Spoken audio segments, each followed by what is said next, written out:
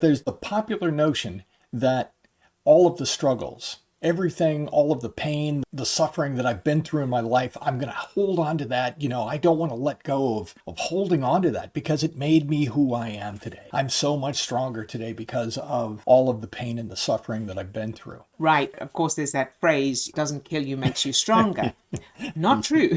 It's really not true. It sounds impressive, but here's why I don't believe in this. Challenges, pain, and struggle doesn't make us stronger. You are as strong as you are despite the pain and suffering and challenges you've been through, not because of it. So imagine how amazing you really are, and imagine how amazing you would be, and how much you would have achieved, and how strong you would have been if you'd been given everything you needed, felt safe and loved. Analogy I want to use, if you want to grow a strong tree, you don't kick around the sapling to make the tree strong, right? You protect it. You protect it and allow it to grow. And the more nourishment it has, the more protection it has, the more you take care of it, the stronger that tree grows. And then when it's a fully grown tree, then it can withstand being kicked around. And if the tree has, for example, is subjected to a storm as a sapling and it gets damaged and it still grows strong, it grew strong despite that storm, despite the damage from the storm, not because of it. And I see us as the same. So especially as children, the more we are protected and feel safe and loved, genuinely safe and loved, the stronger that foundation is. Then when we go out into the world, we have that innate sense of worth and strength and resilience. So my family were big believers in tough love. You toughen you up and then you go out into the world and you're strong. And I remember having an argument with my mum, well, not an argument, but disagreement with my mum, with my son, because I was very affectionate and very kind and very compassionate with my son. And my mum was like, Adil, he's a boy, you're going to make him soft. I was like, no, this is where you make them strong. This is the foundation. So when we were growing up, we were treated, they cared and we knew we were loved, but there wasn't a lot of physical affection. We worked hard. From 6 years old, I was working before school, after school, weekends, holidays, that kind of thing. So we were raised with this really strong work ethic, that work is the most important thing. Now, the way that translated into my adult life is I had a very strong work ethic.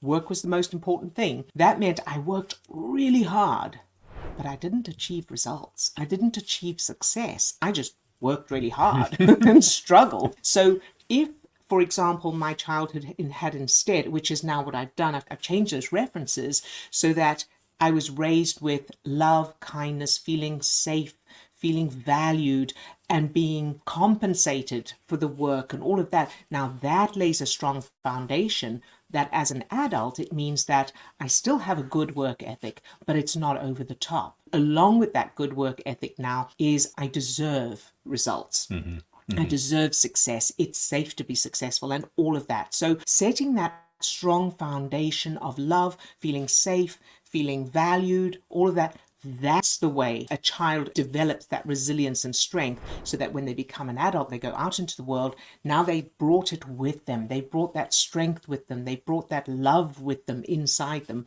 from their childhood. So what do you do as an adult? Yeah. I hear you ask.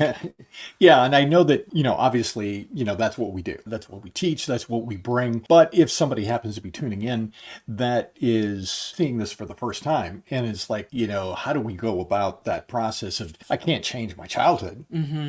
Well, the first step is recognizing that, as we say, the struggle, the pain, the suffering is not what makes you stronger. You are strong despite that pain, that struggle, that suffering. Imagine what you could have been like if you'd had a childhood that supported you, in which you felt safe, encouraged, loved, and so on. So what we do now is change the childhood references of suffering and pain, and it doesn't even have to be that dramatic, even just negative childhood memories, parents divorced or struggling in school or that kind of thing, to the opposite, positive and empowering, so that you're creating that strong foundation that we were talking about for the sapling. You're creating that in the unconscious subconscious part of your brain that can't tell the difference between reality and imagination, and can't use logic or reason, and can't judge something as unrealistic. So that part of your brain will believe it.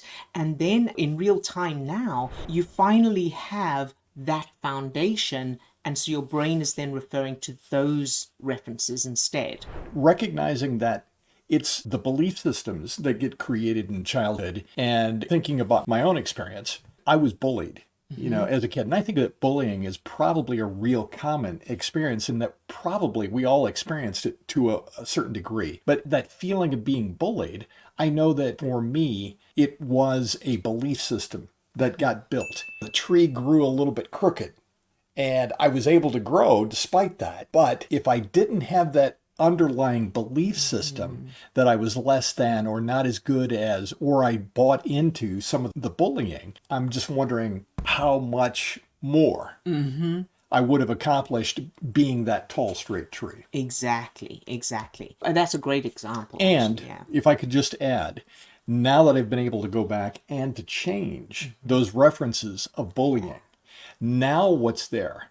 Now what's there for me? Been able to change that belief system that I am strong, I am worthwhile. It is 100% possible to go back and to change those references, and that in fact changes that underlying belief about who I am and how the world works. Absolutely.